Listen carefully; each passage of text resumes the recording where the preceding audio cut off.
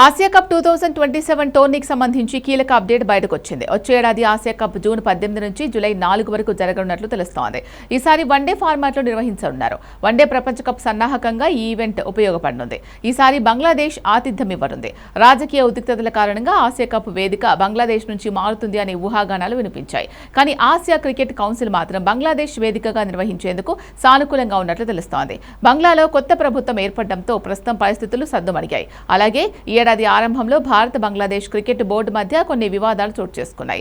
Mustafizur రెహమాన్ను IPL నుంచి విడుదల చేయడంతో భారత్ వేదికగా జరిగిన టీ20 ప్రపంచ కప్లో బంగ్లాదేశ్ పాల్గొలేదు. అయితే బంగ్లాదేశ్ క్రికెట్ బోర్డు చీఫ్గా మాజీ క్రికెటర్ తమీమ్ ఇక్బాల్ ఎంపిక కావడంతో బీసీసీఐతో కూడా సంబంధాలు మెరుగుపడ్డాయి. దీంతో ఈ ఏడాది ఆగస్టులో భారత్ బంగ్లా మధ్య వైట్ బాల్ సిరీస్లు కూడా జరిగే అవకాశం ఉంది.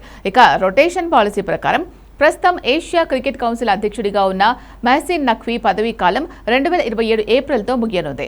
ఆ తర్వాత కొత్త అధ్యక్షుడిగా బంగ్లాదేశ్ క్రికెట్ బోర్డు తరపున ఎవరో ఒకరు ఎంపికయ్యే అవకాశం ఉంది. నఖ్వీ గత కొంతకాలంగా బంగ్లా బోర్డును రెచ్చగొడుతూ బీసీసీఐతో వారి సంబంధాలు చెడగొట్టాడు. ఇప్పుడు నఖ్వీ పదవీ కాలం వచ్చే ఏడాది ముగిసిపోను ఉండడంతో కాబట్టి ఆసియా కప్ దాదాపుగా బంగ్లా వేదికగా జరగనుంది. కాగా ఈ టోర్నీలో భారత్ డిఫెండింగ్ ఛాంపియన్గా బరిలోకి దిగనుంది.